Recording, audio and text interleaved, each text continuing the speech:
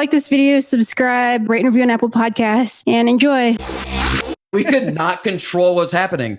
Like there was literally hundreds of people packed into the house within 15 minutes. There was nothing we could do about it. And luckily, and you know, like when you're younger, you would never say luckily to this, but like luckily, like 2 or 3 cop cars pulled up like right in front of our house as it was happening. And we walked out to the car and I was like, sir, we did not invite any of these people here. We want them gone.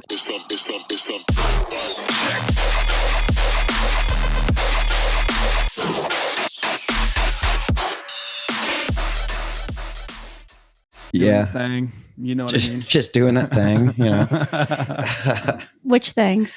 All things. Subsidia things? Subsidia things. A little bit of those. Yeah. Congrats, you guys, by the way. That's freaking amazing. Like, how does that feel to have a song released out on Subsidia? That's so awesome. Yeah, I mean, it's super cool. We're happy that it's finally out now and that it came together as well as it did.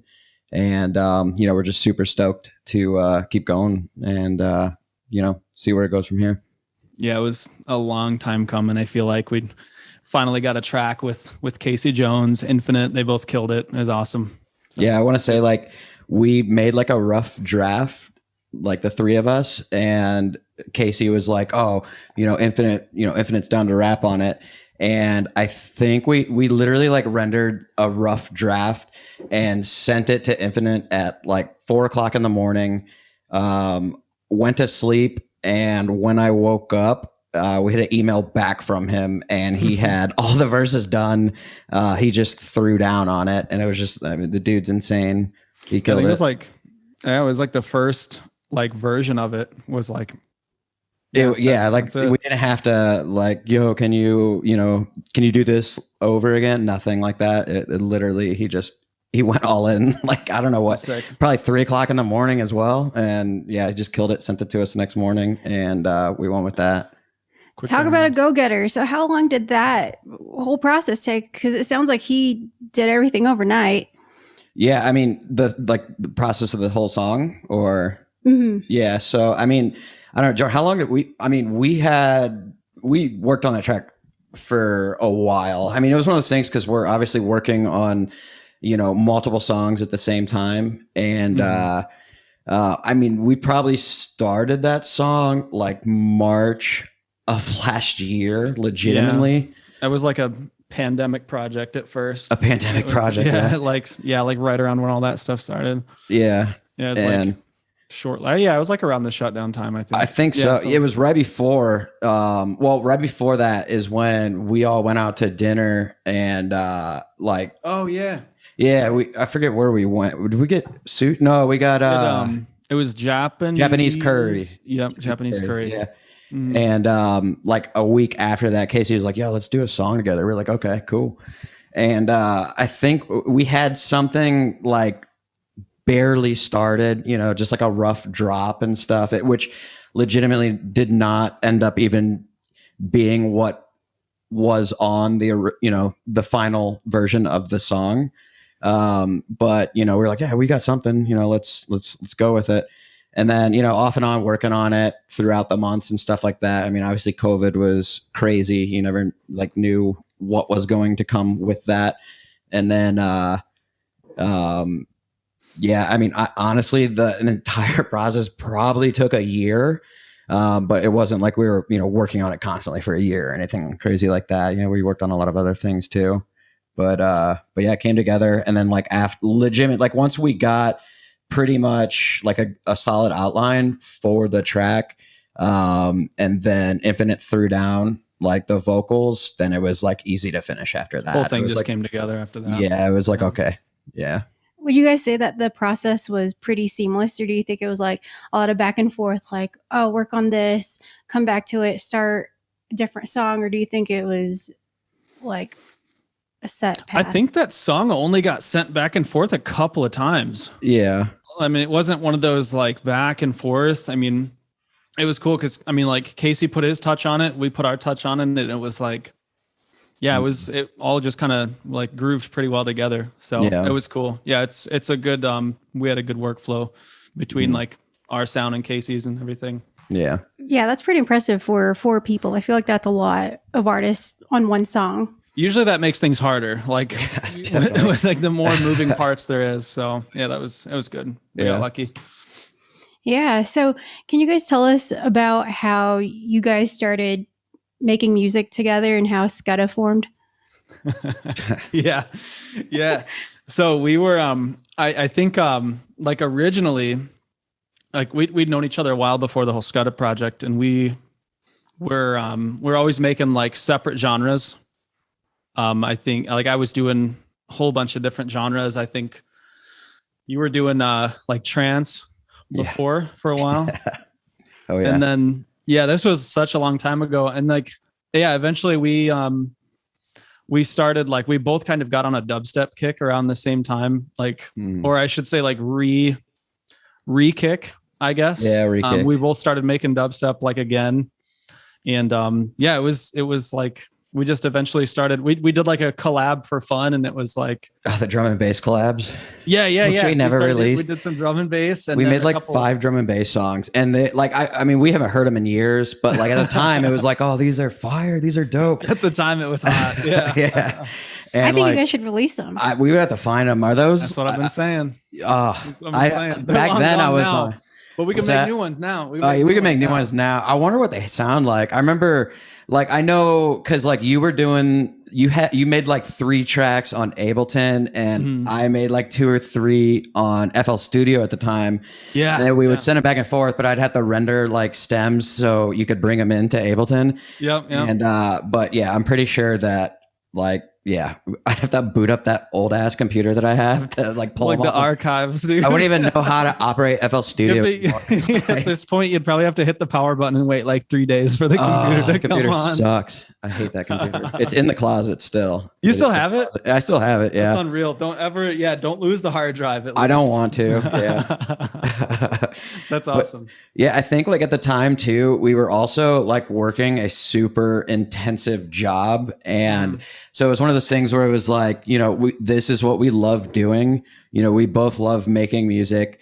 And we both obviously are like super consumed with this job. It makes more sense for us to like work together and, try to combine, like, bring what we both offer to the table and try to, come up with something cool that, that we both love and, save as much time as possible doing it. And I think that's like where like it really like the project came from, where Skudda came from. It's cool because it started off that way, and then I think it's like that was like the mentality or the goal. But then a lot of the stuff that we were making, it was like the taste and kind of like the vision of the project. It just like we didn't realize it at first, but that started taking shape, and eventually it was like the whole branding and like the sound that we go for and just everything. So. Yeah, it was cool how that like took form without us realizing it. So and it's awesome. Nice too. I feel like every time that like we've ever worked on something, there's never really ever been a point in time where like, because obviously a lot of times, there's 2 of us and it's tough to sit in front of the computer at the exact same time. And so it's one of those things where, I might be starting up a song and at the same time he might be starting up a song. And a lot of times we'll send them back and forth to each other. And there really hasn't ever been a time that we're like, I hate this part. And it's like, oh, I love this part. It's not anything like that. You're not fighting. Like if we both hate something. If we hate something, we both hate it. It's like this. We both hate it. Yeah. Or it's like, yo, this is banging. Like, check this out. And then, like, and then as well, we don't get mad if somebody changes something that the other person spent a lot of time on. I feel like that. As like a producer, it is one of those things, like especially like when like personally, like when I first started like making music and you spend so much time, working on like a drop or a build up or whatever. And then, and then you send it to like somebody you're collabing with and it's gone. It's gone. They change it. They send it back. They're like, yo, check this out. And it's like it's a different genre of music. Same. Yeah.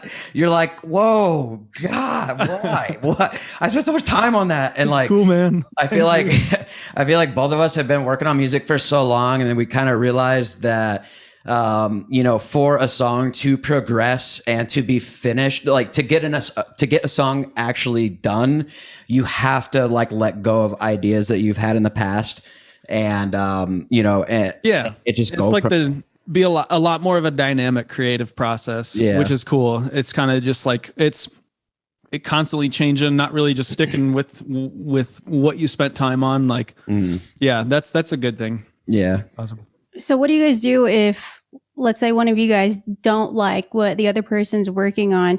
Do you guys kind of work it out and say, this is why it sounds good, this is why it sounds bad? Or how do you guys go about 100%. That when you disagree? I feel like all the time. We don't really disagree. Like, I think that's kind of like one of the things too, is like being able to get feedback on a group project and like being open and stuff and making changes and whatnot. Or like fighting your case if he really like, this is the way it's going to be. No, bro. This is happening. Get over it. I mean, we don't run into that too much. Yeah. Yeah. I mean, that's the thing though. It's like, cause we send a ton of like progress and like renders back and forth as the process goes. Mm-hmm. So that kind of stuff usually gets like squashed pretty easily.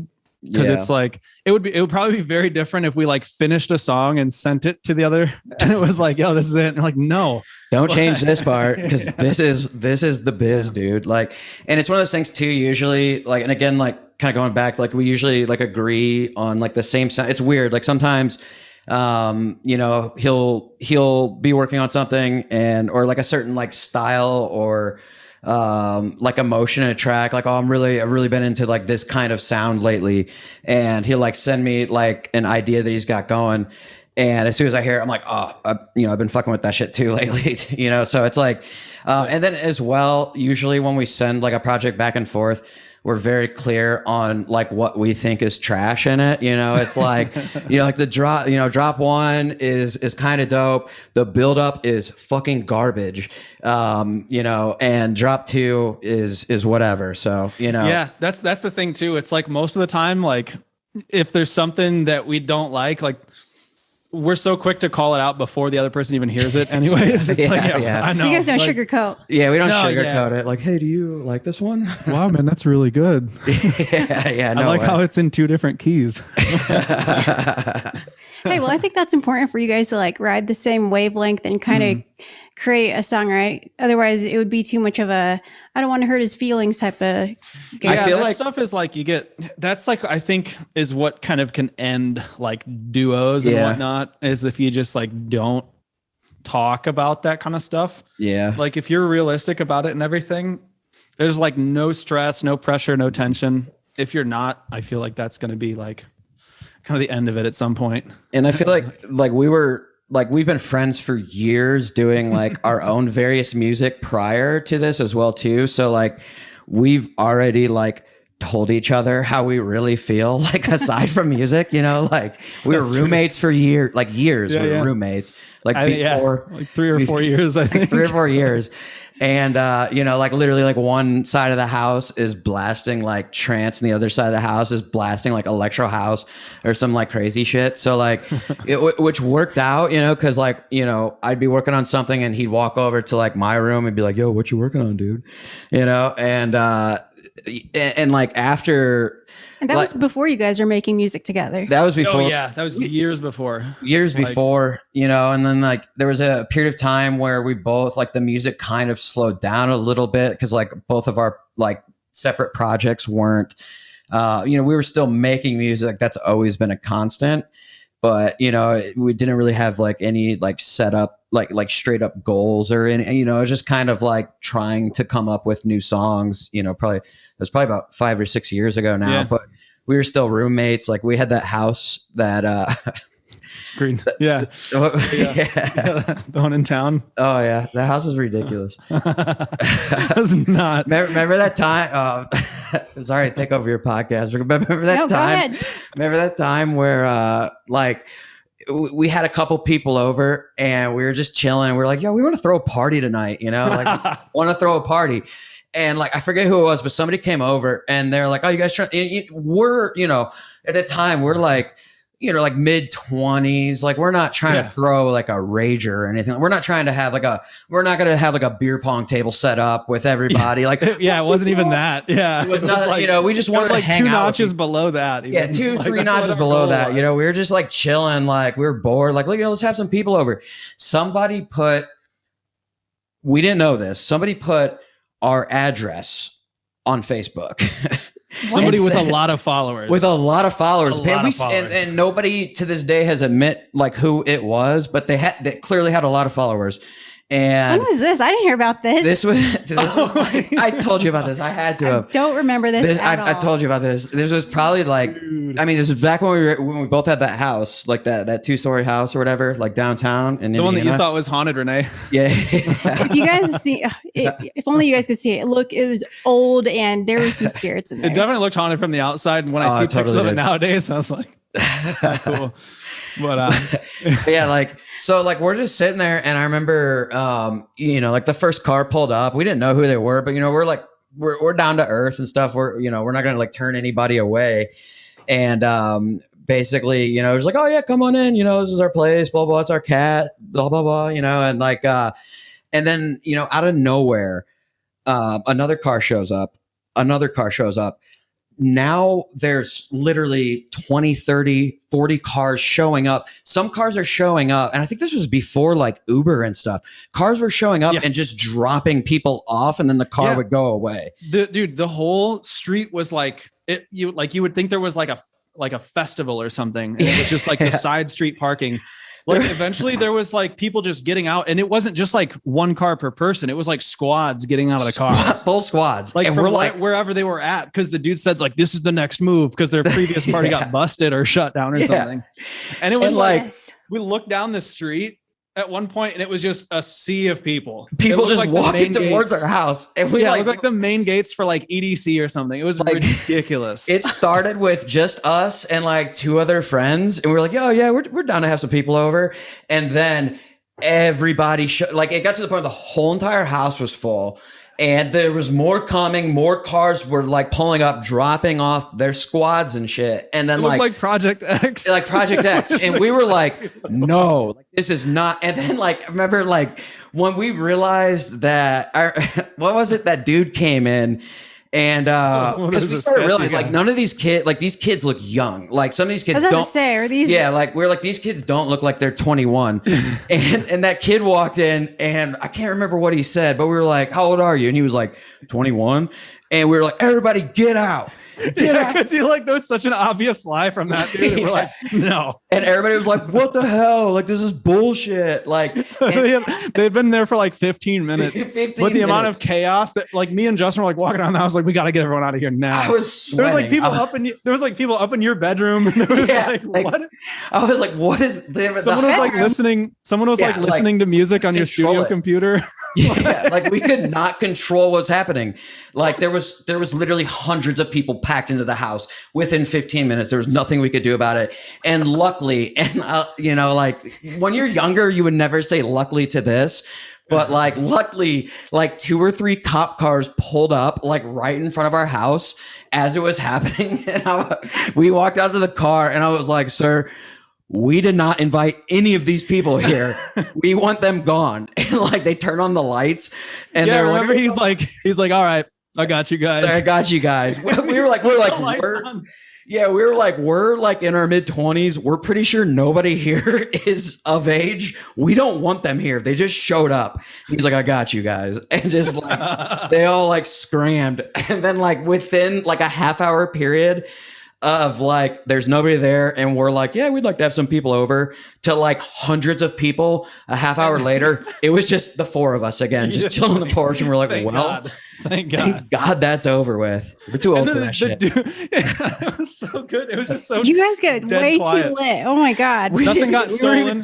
Nothing got stolen. Isn't that insane? Because that's I don't even think there was a beer gone out of the fridge. Yeah. And it was that was very lucky. And I'm paranoid about the cat. I don't want Tuca to get out. How did he not escape? Someone just took he's him. Terrified. Yeah. It's like that one time we had like probably 10 people over. This one was all right because it was like kind of, I mean, and again, like we don't like party or anything like it anymore. Like, we'll go out every once in a while, but like I remember back when we lived in this house, like, and this is again before Skudda and stuff like that. Remember we had there was probably like 12, 15 people came over that one night. And, we got pretty trashed. And then the next morning, like Tuco is like sitting outside of like the bathroom where his litter box is, and he's like crying. Oh. And I was like, "What's wrong, buddy?" And like I like look in the bathroom, and somebody took a piss in his litter box. Like I was. Wait, this is the same night? No, this was like it was a different night. Yeah, the litter box was full of. It was full of piss. I was so fucking mad. Like, and I'm like hungover, and I didn't have any more litter, so I had to like drive to the store and buy litter. And I was like, "Who the fuck did this?" Like. That person's banned. Like that dude. Remember we spent like 2 days just like on the couch just deliberating. Like I think it was that guy. That guy was fucked. You remember the entire night. He just left really quietly. Oh, yeah. He literally didn't say anything. It was like the life of the party for the whole night. And then like at one point he just like silently left. Like he stood in the living room, looked at everyone and walked out. I just walked out. That dude did it. We just still don't know who it is. But we got a face. I know we know his face. Yeah. We know his face. So if we see him again, it's up in the bear trap. It's what's up. Yeah. Shout out if you're listening to the podcast. Yeah, dude, you're done for. Those were all like pre-Skudda days. So like it's like the old what is it? The old CKY videos. I have your number. Oh my god, CKY. Number. Yeah. Oh man. Those are the days too. You called my wife. Yeah. But yeah, I mean, it's like that, like, and that was probably 3 years before Skudda as well too. It's like we've known each other for years. And have lived with each other for years, and like throughout the entire time, we were doing like our own projects as well too, and then eventually, like after a few years, like we were like, let's try to do something together. Let's like apply what we both know when it comes to music. We both like the same style of music. It's one of those things. Like at that time, we'd be driving in a car together. A dope track comes on, be like, this is sick. Both of us would agree on it, and then, something else starts, you'd be like, turn that shit off, like it just kind of made sense at the time to, to run with something. Yeah. So you mentioned that you guys used to work together. Is it okay if you guys talk about that? Yeah. Hell yeah. Hell yeah. Yeah. We used to be coworkers at Sweetwater, the music company, the music place. Yeah. So that was, I think we like started about the same time, left it at almost the same time, but that was that was kind of like the last step before like shit started popping off. So yeah, it was interesting.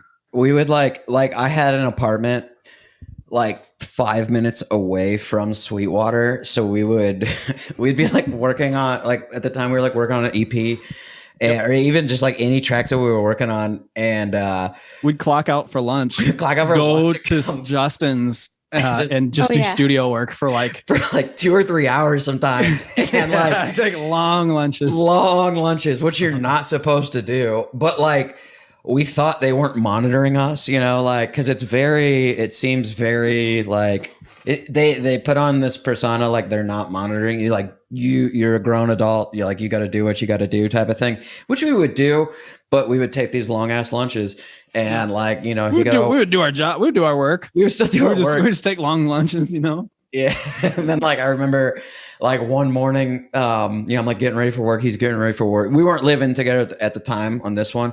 And like I get this like email from like our higher ups at the company. And at the same time, he gets the email and he messages me. Who's like, bro, oh my God. And like it was like this like meeting with all of the managers. And we're like, oh no, we're about to get canned. And so the meeting wasn't until like 1 or 2 p.m. And mind you, like, again, like we did our job when we were there, but we're taking these like long ass lunches and shit to like work on tracks. And the whole day, like up until the meeting, you know, like he's stopping by my cubicle and stuff. Like we're done, bro. We're done, dude. This is We're it. done. And then it was like, well, at least might want to button up any current affairs that you've got going on. Yeah. It was like, at least at like, it was like, fuck this. Like at least at one, you start like building like, you know, whatever, like we don't need them. Like we're just going to make some music. Like after, you know, 1 p.m. That's what I remember. Yeah. It's like at 1 p.m. when we get fired, you know what we're doing? We're going back to the studio. We're going to finish this shit, you know? And that was like, right in the middle of the EP too, I think. it was right in the middle. Yeah. And then Dumpster Fire. Yep. Yeah. And like, you know, so we're like, you know, 1 p.m. hits and we're like walking down, like, I mean, we weren't late, like we got there early, but like we get to their office and we sit down. And I just remember it was like all the like main managers of the company. We're like, we're canned, you know, like we're fine. And like they sat there and, you know, they brought up like, oh, you know, what's with these long lunches and stuff like that. And basically, you know, long story short, they were like, you guys aren't going to keep doing this, are you? And we're like, no, we're not. And they were like, all right, this is, you know, like this is your last chance. And I just remember like, and they didn't fire us. And you know, like we walked back to our cubicles like, God damn it. Like we're just mentally committed. And we're mentally committed. Like I thought I was about to be making music the rest of the afternoon. And then all of a sudden it was like, no. That was the worst part. That was definitely the worst part. And it's like the next morning we come back to this piece of shit too. Like I remember this because I remember Justin texting me, we're going to get fired. I'm going to get fired. You said like, that we're going to get fired. We're done. He was just like texting me, well, that's it. We're fired. It's okay. You know, we don't really like this place anyways, blah, blah, blah. But I mean, you guys are, you know, following your dreams, making music. Yeah. Did you guys tell them that, by the way? What? That's why you guys... We're making music and stuff. I mean, well, that's why you guys were taking 2-hour lunches. No. Which we should have told them that. It probably would have been better. I mean, it's a music company. Yeah. Well, we're just really passionate about what we do. Like that's what we could. They probably would have been a little bit easier on us. Like the last thing we thought of. Yeah, they're just like, you're not gonna do that anymore, are you?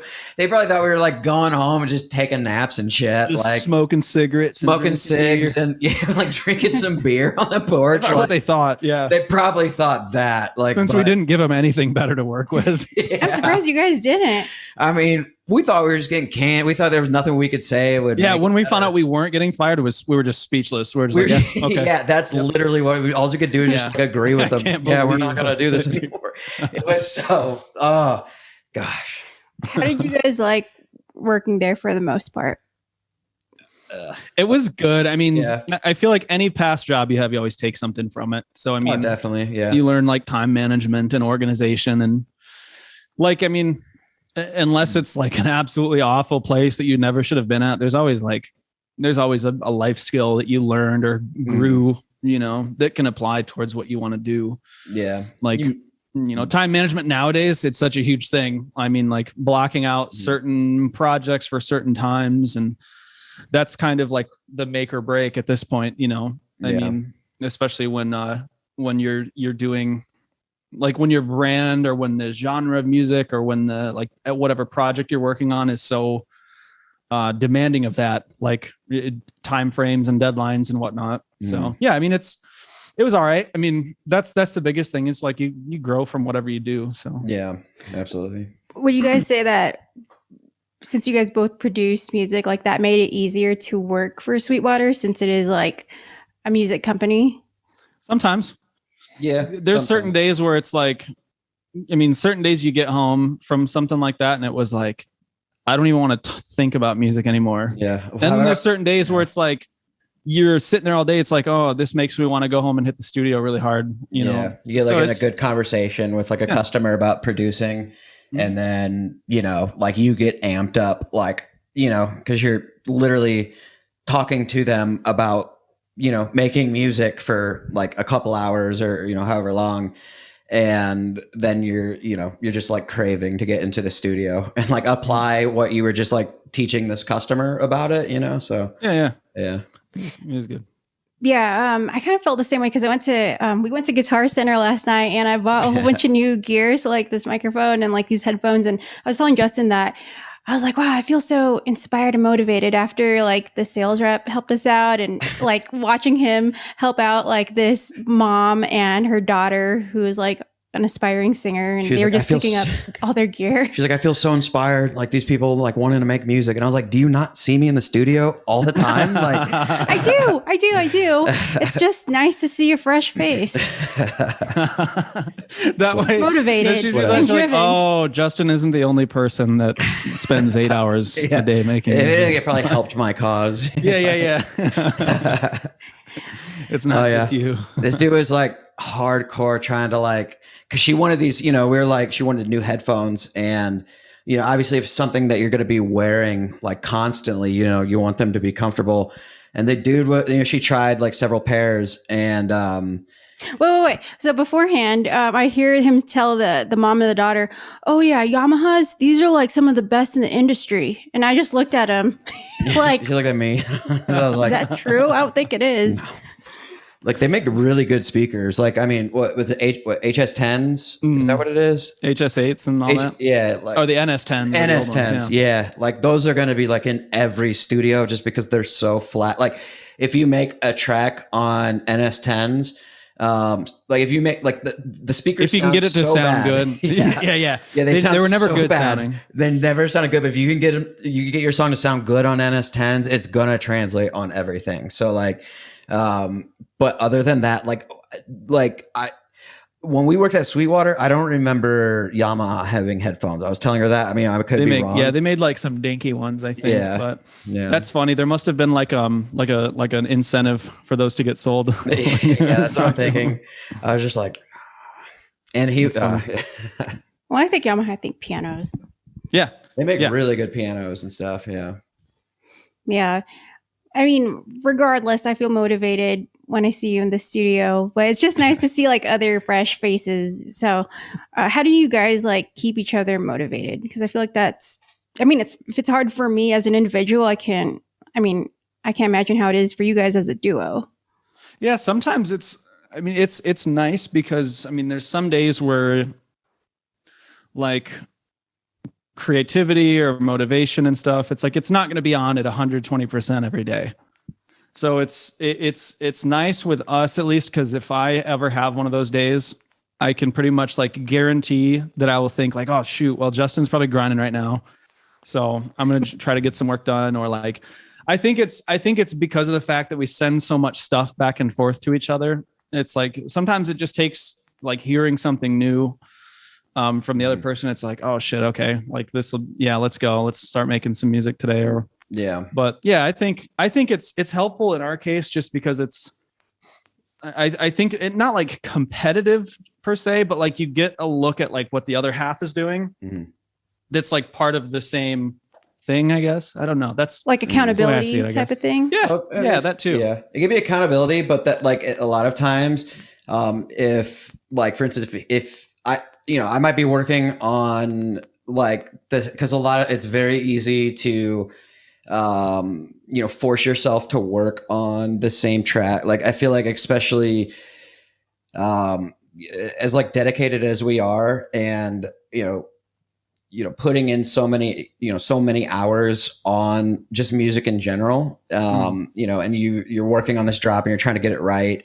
And it's easy to spend too much time on like a track, but when the other person like said like this is what I've been working on, they send it to you, and it's one of those things like, oh, that's dope, like I can't wait to work on that song, and then it's like, okay, well, I'm gonna send you the track that I've been working on because I can't think of anything, like nothing's coming about with this track right now. And usually it's the exact same thing for the other person. It's like, oh, okay, good, because I'm stuck on this one. But like when the track that he's stuck on, I'm hearing it for the first time, like the idea that he's got going, and my brain's going like this, like, oh, you could take that sound, manipulate it this way to do this. And it's the same when I send him the song that I've been working on. It's fresh ears on a track. And I feel like that is extremely important. Like when you're producing music, again, because it's very easy to spend way too much time on either certain sections of the song or the same song. I mean, in a perfect world, like if my computer could handle it, I would have like 3 or 4 Ableton projects open at a time where I could just like spend 2 hours on a track. As soon as I start getting like tired of like I'm playing like the same section over and over again, like something doesn't sound right, I could just like immediately click over to the next project and like start working on that one. But my computer is like not good right now. It's dying. It's on its last limb right now. Yeah. One day. Goals. One day. Someday. Yeah. Oh yeah. Quick question. What's your guys' favorite festival food? I know what this is. I think I can answer for Justin too. Do it. It's the so there is this dumpling company that does oh yeah. Oh. Remember like they were at Forest, they were at Lost Lands like every year. And I think we like found out that it was the same company like every time we see it and we're like, let's go. It'd be like usually we don't see it at first. It's like you take couple laps through the like the grounds and whatnot, and you wait. I think they were at Forest too, right? Yep. They were at Forest too. Forest. Oh yeah, because that's the night that I bit into one that was like fresh out of the fryer. Oh yeah, and it like popped and it sprayed all over my face. But I had shades on. Yeah, they were all over your glasses and stuff like that. Oh. I probably would have burned my eyes out. But luckily, I was wearing shades at night. Shades on. Yeah, well, thank God I did. Because if I didn't, I would have had some real problems. You would have been done for. You'd have been in the medical tent. Yeah, but had to like strap you. I had the headphones on. It's like, no, I don't need the headphones. Like, relax. Everything's okay. It's not forever. Listen, it's not. You're gonna make it through. It's not forever, man. Like wonton sauce in my eyes. Yeah. Sure you do. Yeah. Sure. Okay, buddy. Yeah. That's funny. Yeah, like it's definitely misdiagnosing you. Yeah. What'd you take? You're safe here. You can tell us if you did. You took a dumpling to the face. Dumpling to the eyes, skull. Bro. Yeah. Yeah, definitely those. I don't know. Those are good. I'm sure there is like, I'm sure they're all over at all the different festivals, but they are for sure there like every year at Lost Lands and Forest and like anything else Midwest. Those smoothies are good too. Those dumplings are like the forest smoothies. Yeah, those forest smoothies. Remember the guy that was serving them up when we were there? Not last year, but 2019. The dude that had like the big goggles and like the red hair. We were saying he was like looking like Shaun White. Oh yeah. We were like, can we get a smoothie? He's like, yeah, dude. You want strawberry? And we're like, yeah, killing it. Hell yeah. Yeah. Oh, I think I do remember that. Yeah. The hot air balloons were like going over us. Oh, Yeah. He had like the ski goggles that were like all polarized, and he was just like blending up smoothies. It was like a tiny little stand. We're like, is this even supposed to be here? Or something like Yeah. It was sick. Those smoothies were pretty fire. They were so good. I remember, I think one of the days, the last time we were walking by, it's like, should we get a smoothie? And one of us was like, only if that guy is there. I think it was somebody else. Like, so I think it was Tim. Yeah. Nope. Oh yeah. That's good. Yeah, definitely the dumplings. They, I'm trying to think like. Spicy pie. Oh, yeah. Spicy pie is good. That is so good. Yeah, that's I feel like most people say island noodles.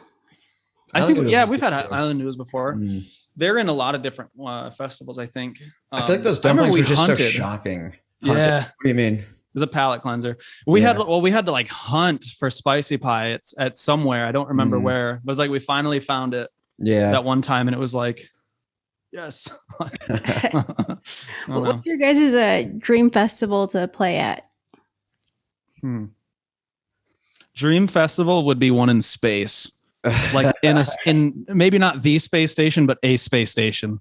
How sick would that be? A zero G festival? That would be sick. Yeah, just like we're strapped down to the decks or something, and everyone's just floating off. That would be like sick. astronaut costume. Yeah, that's the dream festival. Though. But yeah, that'd be sick. Would it be hot in space? No. Well, would it?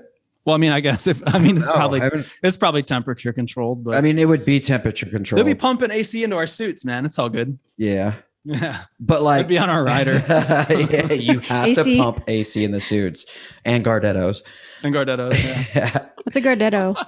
I don't know. What is a Gardetto? It's good. It's though. Like the it's like the like the variety bag of it's like got the garlic chips and the little like the variety bag of Gardettos. It's like that.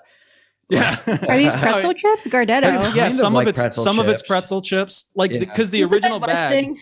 I don't know. No. Gardetto's is everywhere. Like you go to Yeah. the gas station and you can find it, but it's like Yeah. pretzels and some little croutons and like just a bunch of just bullshit. Like Yeah. Chex Mix? Kind of like that. Kind of, yeah. But like, Yeah, they have these little like rye chips that are Yeah. like garlic and rye. so The good. little dark brown ones that are like that's like the best part of it. Mhm. But It sounds yeah, like Chex Mix, like that pumpernickel, like it kind of is. dried out Mhm. part. Yeah. Yeah, it's kind of like that. Pretty much. Mhm. Speaking of rider, what's on the majority of your guys' rider? I mean, we don't demand too much. Yeah. Gardetto's has been on our rider for like I think since day one. since day one, even before Skudda, it's always just been Gardetto's for whatever Yep. reason. Just because it's like, I feel like most people are like, "What are Gardetto's?" Like, Yeah, exactly. I've never Yeah. heard of them. and then Wow. but with Gardetto's, Red Bull, It's the basics. usually a bottle of vodka, and I think that's And obviously- water. and water's the big one. Because I don't know, not as much as Skudda, but like in the past, we've played like the same like festivals and shows and stuff like that. And if you don't like have a rider or you're playing for like a company that is trash, like they will not give you anything. Like remember that show that we played like 7 years ago? And We who had was a it with? very, very simple rider that Very night. simple rider. What was it? Just water? It was like I think it was literally just water and like Wells bottle of some or like a Burnett. I don't even think it was a bottle. Yeah, Burnett. Yeah, it was like something very basic. Like we didn't very give any basic. brands or anything. It was just like good a to bottle go. of vodka, 8 ounce. We get there and they're like, well, we don't actually have an artist lounge for you guys. Like, Yeah, Like no green room? there was no green room, Yeah. and like they made one. They made one. Well, remember, like, because I forget who we played with. It was like Cheat Codes. Yep. And Cheat Codes and Janox and Hero Bust. Grand Theft. Grand Theft. Yeah. Well, one Grand was Theft with was actually, Hero yeah. Bust as well too. And like I always remember like the art. This was like 6 or 7 years ago. The artist room was like there was like 2 green rooms basically. There was one big green room, and then they like cut it down the middle with like a tarp or some shit. And There's like a curtain there. Yeah. there was like a curtain, and our side like had nothing in it. Like there was like no seats,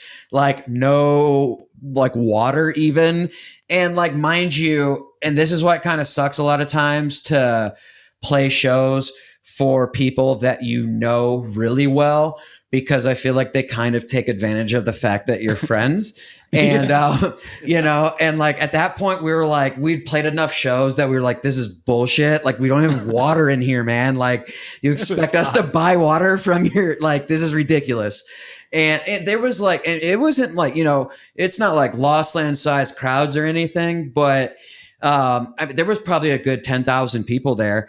And you would like 10 peek. to 15 for that show. Yeah. Oh yeah. Because it was like the block party. The block. Yeah. We would like peek, like into the other side where, like Hero Bust and stuff like that were at, and they had like vegetable platters everywhere. It was like the last It was dope. Like, it was like the last so sick. supper table. We're like, Yeah, what? like the It was last like summer. All the bottles of vodka, Bottles like everywhere. wine, champagne, and like Water 13 you could want, cases like, all of water. Yeah, like Yeah. and you were like, what the fuck is this? And like we went outside to like find the festival like promoters, like again, people that we would like call our friends in the past, and we were like, yo, this is bullshit. Like get us a case of water upstairs. Like we don't even care about like the other shit on our rider. Like at that point it was just like, we want water at least so we don't die, and he was like, oh, there's no water up there. It's like, bro, there's no water on our side. Like, there's no water on our side. And I just remember at one point we like peeked in, and like Cheat Codes was like they saw us peeking in. They're like, yo, you guys could come in here. Like, it's totally cool. Like, come kick it with us. We're like, all right, cool. That's like, pretty cool. They were super cool dudes, but it was just like, yeah, they were cool. That's why it's tough again to like, play shows for your buddies, because they definitely think they're like, Well, you think it'd be the opposite. They would hook you up with think water. they would. And like your Sometimes Gardettos. that's the case. Sometimes, but a lot of times it's not as well too. It depends. Maybe we have shitty buddies. I don't know. That might be it. But it's like, but obviously, and again, like over the years, like a lot of the show, like all the other shows that we've played, like for a lot of like more professional companies and stuff like that, whether that's like Lost Lands or even just like can you guys talk about what was in their green room? Is that allowed? I think so. I don't know. At Lost Lands? At Lost Lands? Maybe. I think so. I mean, there's nothing like There was cool stuff. There was, and that's all we'll say. Yeah. I mean, it's pretty, like, for festivals of that caliber, it's pretty standard. I mean, like lounge, bar, rest area and whatnot. Like an open bar. Just trailers everywhere. They have water, access to free water is kind of nice. Yeah, they don't have water. That was sick. Yeah. But yeah, it's I mean, it's pretty, I feel like it's pretty standard at that level. But yeah, it's like every accommodation that you need, which is pretty sick. Yeah. So remember they had like they literally had like a table, like not a table, but like a bed that you can lay on, and the massage table. Somebody was massaging people. That was nuts. Yeah, get a massage before your set. Hell yeah. Before your set. I was like, oh shit. That's gangster. We didn't do that though. But like I don't think we saw anybody on there. Not really. Yeah, like no like artist or anything where at least that we saw, but it was probably like all the some managers and whatnot. They're like, this is too fucking stressful. Yeah. But backstage was dope though. Like it's a different like like obviously like being out like on like in the festival like where the crowd is super fun, and like we would do that, like we would go out there because I mean to just like go out in the crowd and to experience a set like how everybody else is, I feel like as an artist is very, very important. Especially I mean, because with all these guys and girls that are playing Lost Lands, I mean, you're talking about like the best people at doing like what we do as well too. And just to like hear how they mix certain tracks, to hear like their unreleased stuff, to see crowd reactions to certain things that they're playing, I feel like is extremely beneficial. And it's super inspiring as well too. Cause like when you're backstage, like it's super cool. It's almost too chill. It's almost too chill sometimes. It's unbelievably quiet backstage. It's very quiet. It's unbelievably quiet. Like when you're behind at Lost Lands the systems, or like majority of shows? Pretty like much anywhere. Yeah. Well, I mean, most shows, like if it's a regular like touring show or wherever, the green room is usually like in the basement or in the back. So it's like you shut a door and that's way quiet. But it's like when it's outdoors at like a festival, it's unbelievably quiet because you don't think about that because it's like anywhere you're at in the festival, you usually get melted by the speakers. Yeah. So it's like once you're behind them though, it's like normal volume of chat and like you can hear yourself breathing and thinking. And it's like, exactly. Yeah, like you can be like right next to the stage, but as long as you're behind the speakers. But I feel like it allows you to think too much sometimes too. Like, yeah. Like when you're out in the crowd and stuff like that, it's like, oh hell yeah, But obviously you got to be like back there, especially like if your set's about to start or whatever. But yeah. Yeah. Speaking of, what was your guys' reaction when you guys found out that you won Excision's Lost Lands competition to play at Lost Lands? That was like one of the best feelings, like in term, like there's always like, I mean, there's like goals that you hit that feel good. You know what I mean? Like we finished the song, we put it out. And I mean, up until that point, I think that was like the first like huge thing. Like that felt really good. And it's like as far as the like reaction from the public goes and like the self, like I guess achievement feeling. Yeah, it was awesome. I remember like we both, the day like we got the message, we both like instantly like called each other and was like, yo, what fuck? Like who the fuck is this guy? It's like, it was like this dude's lying to us. Because it's not like it's not like a scam. Yeah, it's not like Excision like messaged us and was like, hey, yo, that shit's dope. Like, come play my festival. It was like some dude who like works for him and it was on Facebook. Like, so we didn't. That's the crazy part. Yeah, imagine getting like a message on Facebook and like some dude's like, yo, is this the real Skudda? Like messaging our accounts and stuff. We're like, yeah. That's what he said. Is this real Skudda? Something like that. I mean, because there's like other Skuddas out there. They don't make like electronic music. Oh, the hip hop ones, right? there's like, I think like it's like a term or something like that in the hip hop community as well. I think like, was it Chief Keef or something like that had said Skudda in a song. That's not where we got the name from, but it was just like, it was just kind of like a coincidence. But like this dude just messages us and we're like, yeah, this is Skudda, you know, and he was like, yo, like your remix was dope. Like you guys won like the remix contest. Like you guys are playing Lost Lands. And like instantly we're like calling each other. We're like, is this dude legit? Like, who is this guy? We're like, before we respond back to him, we're like stalking this dude's Facebook and stuff like that. Like to make sure. I remember that took like 2 seconds. We're like, shit, it's this dude's legit, you know, like, and then it was just like super surreal. And, you know, like you don't really know how to react, especially like news like that. You know, usually you have to be quiet about it. And which we had to, we had to for like 2 months or like 2 months, you know, like, and it's one of those things that, I mean, it's super exciting. You can't say anything about it until like the actual company like releases that information.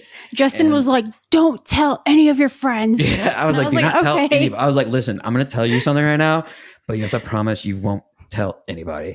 She's like, is that how you said it? Basically, dude, yeah. That's such a worrying thing to hear. Like as Renee. Yeah, for real. Like, what's wrong with you medically? Like, it's like it's like the worst possible thing to hear, but then like the best thing ever. Like news, after that, yeah. But it's like nice now because like now anytime like it's like anything big, like she knows obviously to like, right. You know, it's one of the like to keep it on the hush type of thing.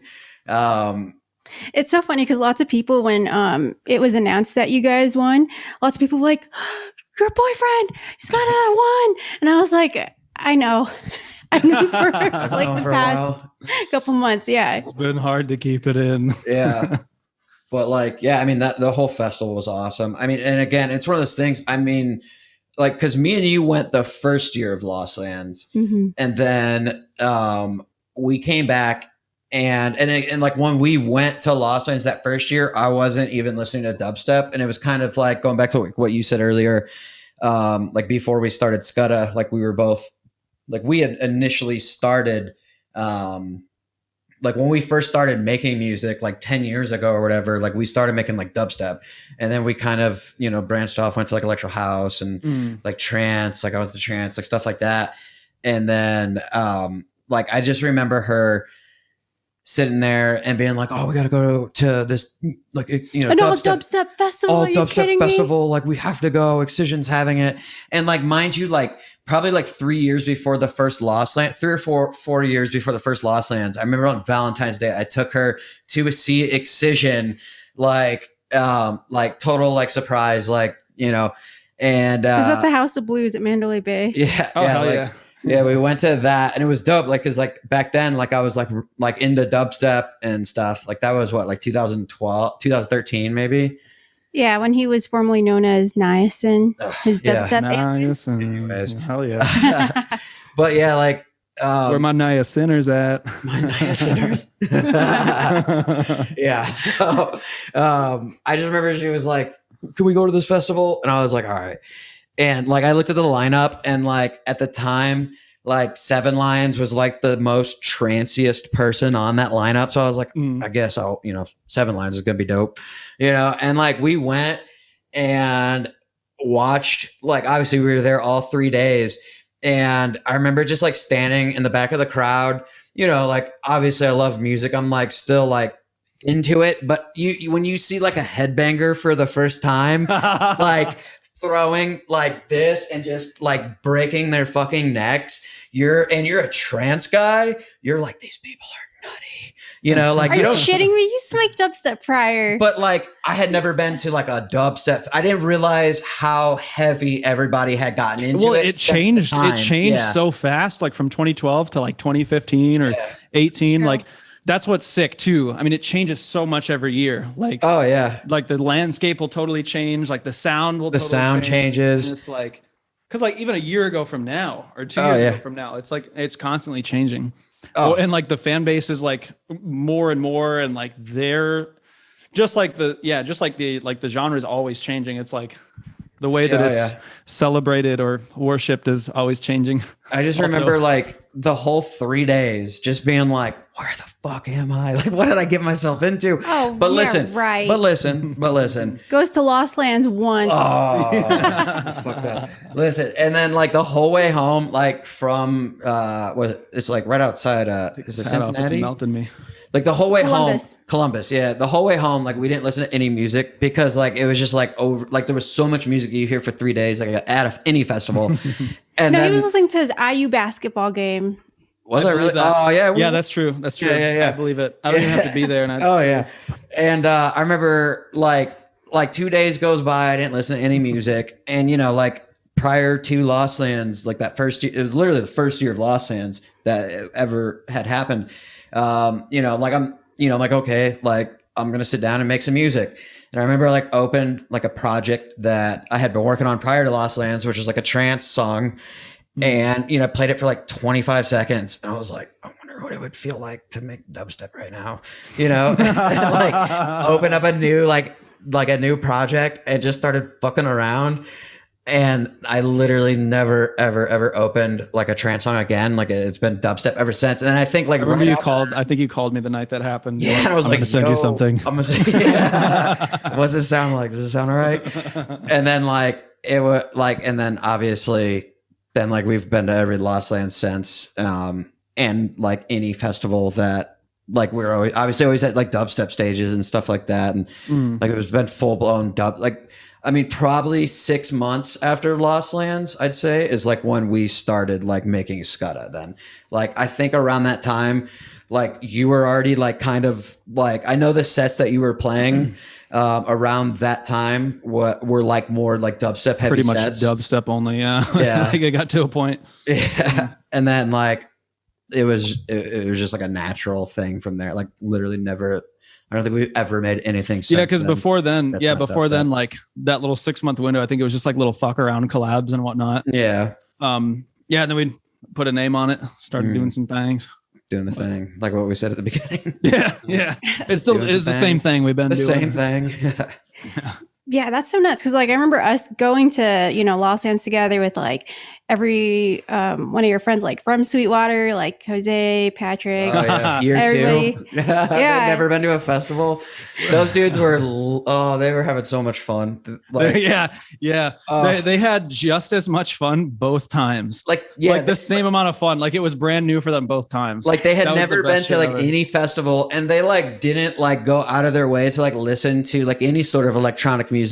Like the first year that we took them, but like we showed them videos at work. We were like, yo, you guys trying to go to this festival? We showed them like the like 20 like the first year Lost Lands like promo video, and they're like they're like, we're down, we're fucking down. They bought tickets like that day. Bought tickets that day, and then like they were there like the second year of Lost Lands, and then it was dope because then like the third year of Lost Lands, we're like, yo. Because we didn't tell them until like it got announced, like we're playing, and they're like, "What the fuck?" That's like, so funny now that I think about that, because they had never been to like a festival of any kind. So I just imagine like what they must have been like they didn't think about the price, because it's not like a local like like a show of some kind. They were just like, bang, bought it. It's like Forest, like that second year of Forest, where we were like, bro, like to them, we were like, we're going to Forest, like you guys should come, and they're like, oh, we're so fucking down, we're down. And then like as soon as like the tickets went on sale for Forest, like obviously like we had all been to Forest, we bought them immediately. And then like 3 weeks later, they're like, yo, we're about to buy tickets. And we're like, bro, those sold out 3-4 weeks ago. Like, oh, like you have to buy those immediately. Like they're like, what? Really? Yeah, unless you've been in the game, then you would know like to instantly buy your ticket like, right away. But they were just like baby ravers. It was the heartbreak. Those dudes are so awesome. No, I miss those guys. Yeah. It's kind of crazy because they like it was like their first festival, and then next thing you know, the next year you guys are playing. Wasn't it Jose or someone who started producing because they were like, oh, like they did it, we can do it too. I think so. Yeah. Yeah. I remember sending Jose a bunch of tips and like pointers and stuff. Hell yeah. It was just so awesome. cool to see. Like, I mean, and it's always been this way. I feel like with any like anybody that hasn't been to a festival and then they go to a festival for the first time, I feel like it's universal.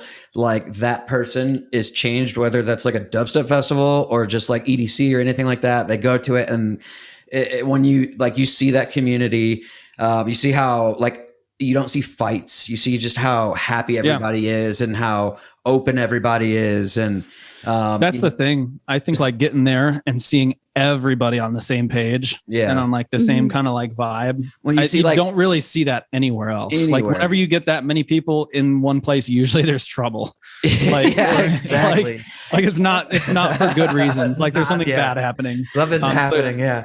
Like, and when you see like 40,000 people all like, oh, like when the song drops, like most people don't experience that in their lives. And there's a lot of people that will never get to experience that in their lives, unfortunately. But I feel like if you're a newcomer and you see that, then it's like, there's something to this, you know?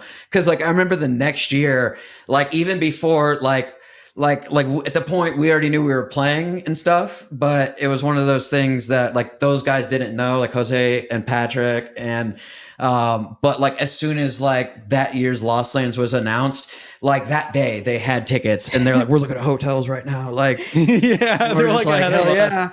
Which is so funny. Like they bought tickets and it was just like a cool announcement, like later on to be like, yo, by the way, we're playing. And they're like, what the fuck? You know, like, so it was awesome. Yeah, that's cool. And now you guys have a song released out on Subsidia, Excision's label, which is nuts. And congrats again. I'm so happy for you guys for that. Thank you. Does that feel surreal? Like you guys went to Lost Lands like a couple years ago and then you played and now you have like a song released?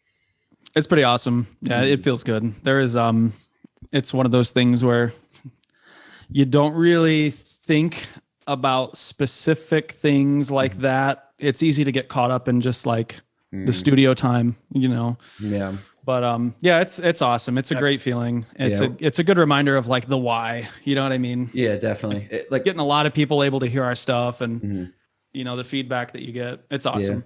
We're like super, super grateful to like Jeff and, you know, just everybody on the Subsidia team. You know, happy that we got to work with like Infinite and Casey. Like those guys obviously throw down and just in general, I mean, it's one of those things, like I said, we're super grateful and just you just want to, I feel like it's very important like in this business to not dwell on whether it's like a track that you're working on or like something that you really, I feel like it's very important to just keep pushing yourself and to like look forward to like the next thing, like what tracks, like finishing more song. Like that's like, I feel like is our biggest thing at this point is just trying to consistently come out with as many songs as we possibly can. And we've got a lot in the pipeline right now. So it's just nice to have that one out and, you know, get it in front of like a, you know, a very large, like responsive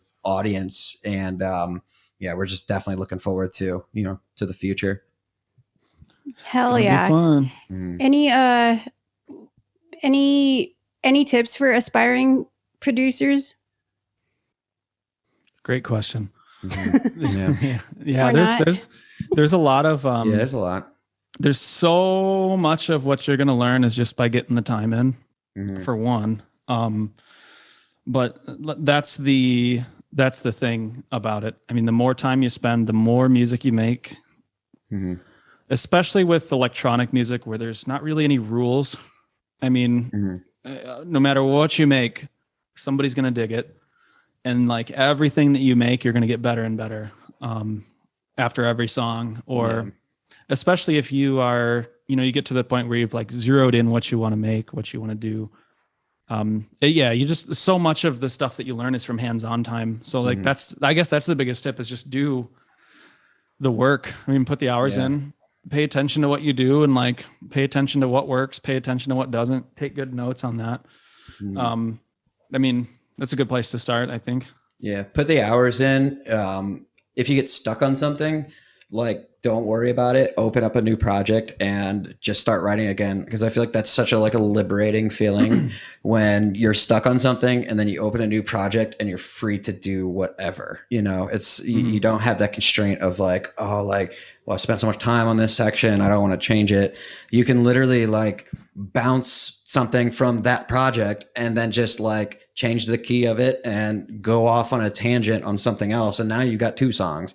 So doing that, and then as well, and I feel like this is something that like we still struggle with today, and it's something that you have to like constantly remind yourself, is basically just, you know, knowing when to take breaks on stuff. And it kind of blends back into that other, you know, what I just said, but you know, it's okay to, you know, close Ableton for a little bit and like go do something. I feel like, I mean, both of us go outside and get some sun, like your parents have been telling you your whole life. Yeah, go get some vitamin D for real. Like ride a bike. Yeah, ride a bike. You know, just like I feel like a healthy mind, honestly, is the most important thing, because it's so easy to lock yourself in a room, turn your phone off, and you know, just not talk to anybody, and you know, you're getting work done, but a lot of times, like, you may feel like you're getting work done because you're like twisting knobs and dials, and you know, you're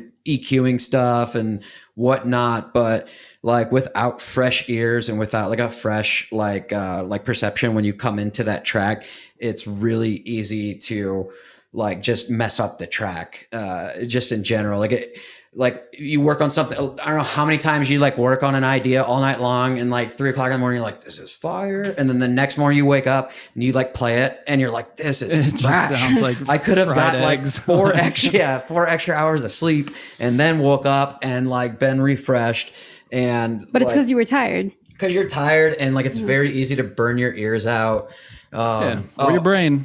Or your brain. That's the thing. Yeah. The brain is a kitchen, right? Right. If the chef's working 24 hours, how good do you think that food's going to be by the 25th hour? The 25th hour? How good do you think the kitchen's going to smell after the 25th hour? You got to open up the doors, let the chef go home for a little while. Chef will come back in the next day. Yeah. Kitchen will smell a lot better than what it would have 48 hours of runtime. The pans won't taste like everything else that they were making. The food won't taste like the pans. Yeah, exactly. Yeah, nothing burnt. No burnt ears. Yeah. So yeah, I feel like that. I mean, it's just super important, and it's amazing how much you're able to get done if you take a break on a track, like for like 3 or 4 days. Yeah, and you don't have to you don't necessarily have to like stop making music for 3 or 4 days. You can literally like work on a song for a couple days, so you should get burnt out with it. Like maybe the next day you just like make sounds that entire like session. Like you don't have to, you know, make an entire song or anything like that. You could literally just, you know, make new sounds or work on a new track or whatever. And then it's so awesome when you come back to that track that you were stuck on, and like all these new ideas are there, and you're no longer attached to like what you were stuck on. So you're just like, fuck that shit. Like, let's try something crazier. You know? And sometimes the reality of it is too, I mean, we're all human. Like sometimes there's some days you'll just be burnt out on being creative at all, or at least with music. I mean, that's the reality of it too. I mean, it's like a lot of times thinking of the pressure of like, I got to get this done. I have to make this, and it has to get out right now. It's like, a lot of times that can do a lot more harm in the long run. Definitely. Because that's the point where it's like, you don't want to pressure yourself so much to where you hate doing what you love. So, I mean, it's important to be realistic too. Like sometimes it's a couple days or a couple hours or however long of just, or a couple months like me with the podcast. I mean, I needed a long break. You're back from it. You're back to it, you know, here you are. So fresh ideas, fresh attitude. But that's the thing. It's like, it could be what you love, but it's like, I mean, sometimes you just gotta hit the reset. I mean, the more you pressure yourself in an unhealthy way, I think the more you'll hate doing what you loved at one point. So yeah, I think it's that. And just like, even if you do take a break, just get back into it. Cause I think consistency is honestly like the biggest key. Even if you do take a break, like hopping back in and doing it and releasing and creating, I think that's actually one of the hardest parts. Definitely. Yeah, it's the everlasting battle of creativity. But I mean, it's whether you're a musician or a content creator or any sort of artist or just a maker of anything, it's always going to be that way. But you just find out what works creative for you. Yeah. So what do you guys do for fun besides producing? Like when you guys do take breaks? What do you do for fun, Justin? Why don't you tell everybody? I don't know. That sounded really incriminating. It sounds Yeah, it did. really I was like, what do you do for I'm fun? like, what does he do for fun? Yeah. What do you do? No, I mean, honestly, like going places. I mean, that like going somewhere that we've never been, usually it involves being away from other people a lot of times. Like I think I can speak this for all of us. I feel like we're all very big like astronomy nerds. I was gonna say it involves the stars. The stars, wherever yeah. we're Like we going. like going to places that are very remote. That's what we do for fun. We're just following the stars, Following man. the stars, man. Yeah, like and like just going to a place where there's not a ton of light pollution and just like looking up and, you know, thinking about what else is out. I feel like that's super inspiring in a way. And I feel like, especially living in a big city like Las Vegas, with all of the lights, you don't get to like look up at the stars. And, Yeah, right. When we were driving to Guitar Center, Justin was on that Star Walk app and was like, "Oh my god!" Because I could see like 2 stars. Where are we? I was like, "What star is it?" It wasn't a star. Well, though. It was that's Venus. very different than the usual Vegas, because it's like you might get the moon. You might get the moon. That's true. Yeah, but I mean, but like, you know, obviously, like being out west, like we can drive 3-4 hours away and it's pitch black skies and you can see so much. So I feel like, especially like through the pandemic, I feel like that's what we did the most, because doing that, one, you're like COVID safe, like you're not around anybody because obviously nobody's out there. There's no light pollution. And, you know, you just kind of just, you know, it's nice to look up and think and, you know, Does the mind and body good. Yeah, absolutely. Hey, you also, I think you've become a little bit of a gardener, if I understand correctly. Oh, yeah. Yes. Lately. You guys are cactus parents and succulent parents. We now. are. That is true. How about that? They're How about that? Yeah, keep those coming. We want weekly updates. We got to keep the cat away from him. Like if if you yeah, leave yeah, one probably out, the cacti like, too. yeah. Well, literally, Justin texted me a photo of one of our suckies, and it had 2 little holes in it, like bite marks, and I was like, "Are you shitting me?" This Just one doesn't. 2? Just There's 2. just so he 2. only I think tried he just once. got a You guys got taste. away pretty clean. I think he got a taste and he was like, 'Cause "Oh." yeah, it's like lotion. Yeah, this is disgusting. You guys got away pretty clean then, if it's just 2.